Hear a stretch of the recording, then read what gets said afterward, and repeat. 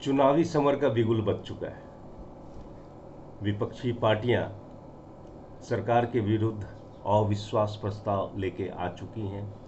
कल या परसों में ये अविश्वास प्रस्ताव पर बहस चालू हो जाएगी। बड़ा ही विचारणीय प्रश्न है।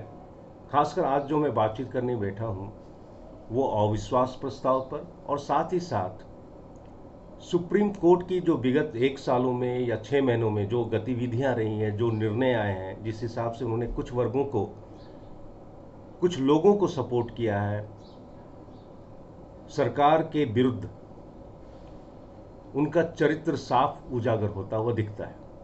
ये मेरे अपने निजी विचार हैं जो मैं देखता हूं, सुनता हूं, उस पर बातचीत करने के लिए आया। अविश्वास प्रस्ताव इसलिए लाया जाता है कि सदन में विपक्षी पार्टियों को लगता है,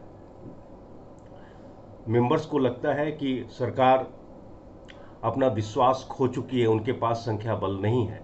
इसलिए विपक्ष अविश्वास प्रस्ताव लाता है। इस पर चर्चा भी होती है, सरकार की उपलब्धियों पर, सरकार की नाकामियों पर। सत्ता पक्ष अपनी उपलब्धियां गिनाता है, आरोप प्रत्यारोप का जोर चलता है और अंततः वोटिंग के बाद पता चलता है कि सरकार ने विश्वास प्राप्त किया है या वह सदन का विश्वास खो चुकी है। अभी अभी कल ही दिल्ली का जो अधिसूचना आई थी उस पर फिर प्रस्ताव हुआ है और सरकार राज्यसभा में भी जीती है और लोकसभा में जीतना था ही। तो इस अविश्वास प्रस्ताव का औचित्य क्या?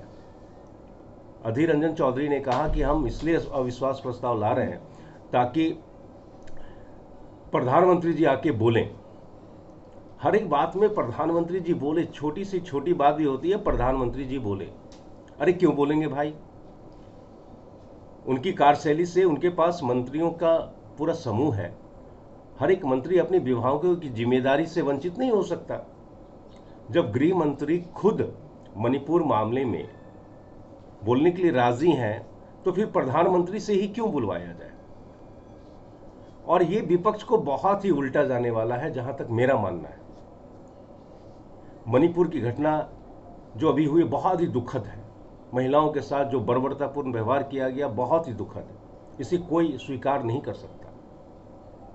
सरकार की भी कमजोरी उजागर है कि उन्होंने बहुत अच्छे ढंग से उसको टैकल नहीं किया और हिंसा अभी तक चल रही है। सरकार कोशिश कर रही है और ये आज की घटना नहीं है। ये आज की घटना होते हुए भी ये पुराने दिनों से चली आ रही है। 1991 में जब अभी 150 लोग मरे, उसमें 750 लोग मरे थे। अविश्वास प्रस्ताव इंदिरा गांधी जी के विरुद्ध लाया गया था, उनके विरुद्ध तो 15 बार लाया गया था और 15 बार भी, चूंकि वो सशक्त प्रधानमंत्री थी उस समय कांग्रेस की, एक बार भी अविश्वास प्रस्ताव सफल सिद्ध नहीं हुआ। यहां भी सफल सिद्ध नहीं होगा। लेकिन जनता के पैसों पर केवल मुर्गों की लड़ाई आप देखेंगे। जनता मूक दर्शक बनकर बैठी रहेगी, लड़ाई देखेंगे। चाय टपरे पर, पान ठेले पर केवल बहस होगी, पेपर लोग चाव से पढ़ेंगे, उनका कुछ समय निकल जाएगा। जनता का एक मनोरंजन होगा और उन्हीं के टैक्स के पैसों से होना जाना कुछ है नहीं इससे। अब चलते हैं थोड़ा सुप्रीम कोर्ट के वर्डिक्ट में।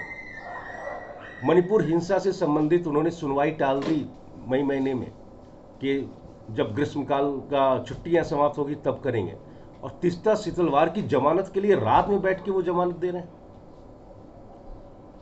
दिल्ली अध्यादेश व संविधान कमेटी बना रहे हैं। ऐसे बहुत से अभी जो सुप्रीम कोर्ट का वर्डिक्ट आया उसमें यह साफ लक्षित होता है कि उनका रुझान एक दूसरी तरफ जा रहा है।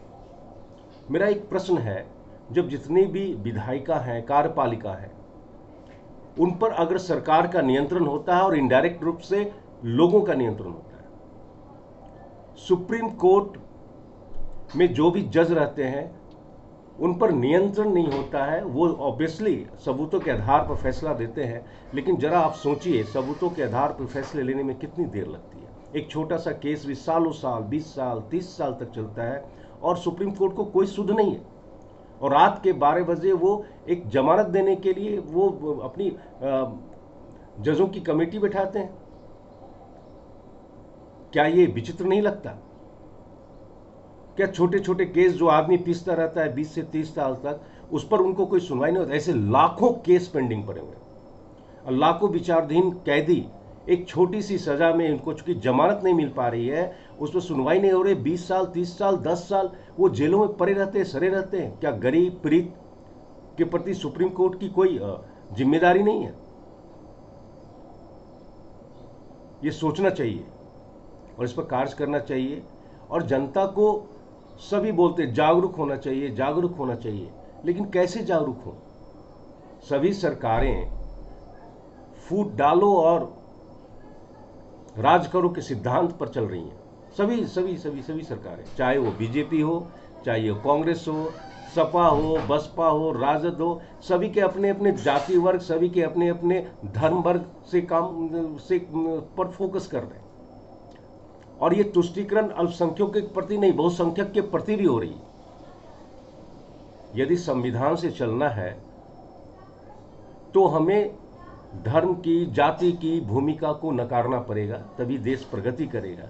ये विडंबना ही है कि समान जनसंख्या होते हुए भी, विश्व गुरु होते हुए भी, हमारा अभी भी 20 से 25% जनसंख्या अच्छे से जीवन यापन नहीं कर रहा। हाँ, ये बिल्कुल सही है कि इन विगत सालों में बहुत सारे लोग गरीबी से ऊपर आए हैं, मध्यम वर्ग तेजी से बढ़ रहा है, लेकिन क्या ये संतोषजनक है? क्या 140 करोड़ की आबादी इसकी ये सही सफलता का पैमाना है? हमारी रफ्तार बहुत धीरे है और रफ्तार तब तक धीरे मानी जाएगी जब तक कि पूरा समाज, चाहे वो गरीब हो, वंचित हो, वो एक अच्छी जीवन शैली, ना कि आप 5 किलो अनाज अगर आप 80 करोड़ को दे रहे हैं तो आप क्या कर रहे हैं? आप तो भीख मांग रहे हैं ना। और सबसे खास बात तो ये है कि जिनको आप भीख बांट रहे हैं और चिल्ला चिल्ला कहते हैं कि आप 2 लाख करोड़ रुपए का आप अनाज बांट रहे हैं, मान्यवर, मैं आप लोगों को बताना चाहूंगा, आप मात्र 2 लाख करोड़ का अनाज बांट रहे हैं और जीएसटी के द्वारा 12 लाख करोड़ आप उन्हीं से ले रहे हैं। आप बांट नहीं रही हैं, उनसे ज्यादा पैसे लेके उनको कम दे रहे हैं अनाज के नाम पर, और उनको बोलते हैं मैं मदद कर रहा हूं। धिक्कार है आप लोगों पर। थोड़ा समझिए, धीरे धीरे जनता जागरूक हो रही है और ये गणतंत्र से कोई बहुत ज़्यादा फायदा आप जनता को नहीं दे पा रहे। धन्यवाद। आप लोगों के विचार के लिए मैंने अपने विचार प्रस्तुत किए। आपका दिन शुभ हो।